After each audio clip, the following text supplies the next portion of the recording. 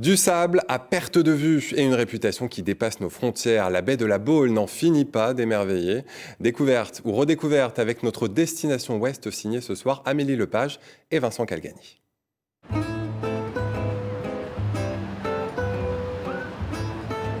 9 km de plage, un sable blanc et fin, une mer bleu turquoise, bienvenue dans la baie de la Baule. »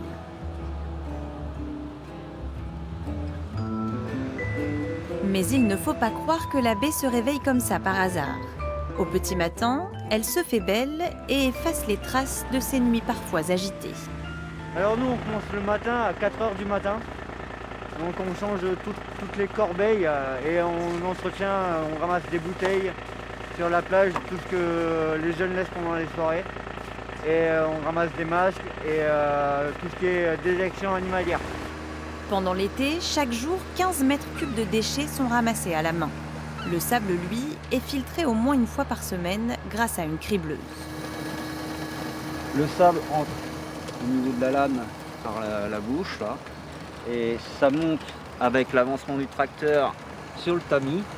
Le tamis tourne dans un sens, et tout ce qui est déchets va monter au fur et à mesure. Le sable passe à travers le tamis, et les déchets montent pour aller dans la benne derrière. Ainsi, la Baule reste fidèle à sa réputation et les premiers visiteurs de la journée peuvent découvrir la plage telle qu'ils l'ont vue sur la carte postale. Mais ce n'est pas seulement le sable fin qui attire les touristes. Donc l'idée, c'était quand on arrivait à la Baule, on descendait du train et la première chose que l'on voyait, c'était la villa Symbole. Derrière le remblai, plus de 4000 villas se découvrent à l'ombre des pins. Bâties dès la fin du 19e siècle, elles font partie du paysage baulois. Elles ont été construites à une époque où justement on se faisait plaisir et donc on se permet certaines fantaisies qui n'existaient pas par la suite. Donc on mélange les matériaux, on ouvre, on décore sa façade avec des statues, avec des céramiques par exemple. Et donc ce qui les rend un petit peu exceptionnelles de cette période qu'on va désigner comme la Belle Époque. Cette Belle Époque, Caroline Glon l'a connue. Née en 1968 à la Baule, elle a toujours vécu dans la Villa Regina, une villa occupée par les Allemands pendant la guerre et qui a accueilli plusieurs étés Alain Poher, ancien président du Sénat.